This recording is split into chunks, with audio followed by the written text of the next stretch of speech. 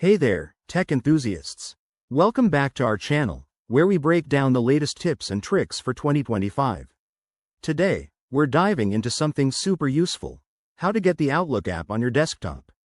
Whether you're tired of the web version or just want a smoother email experience, this step-by-step guide will have you set up in no time. Let's jump right in. First things first, make sure your computer is up to date. We're talking Windows 11 or later, or the latest Mac OS for the best compatibility in 2025. Start by opening your web browser and heading over to the official Microsoft website.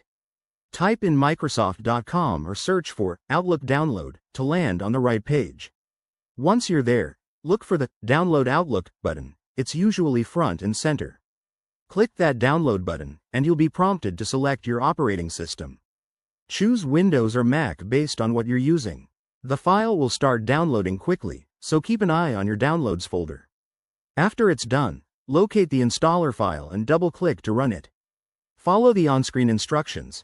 It's mostly just a few clicks to agree to terms and select your installation preferences. Once installed, launch the Outlook app from your desktop or Applications menu. You'll be asked to sign in with your Microsoft account. If you don't have one, you can create it right there. Enter your email and password, and boom, you're in.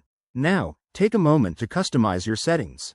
Set up your email accounts, adjust notifications, and explore features like the new AI-powered search that's a highlight in 2025.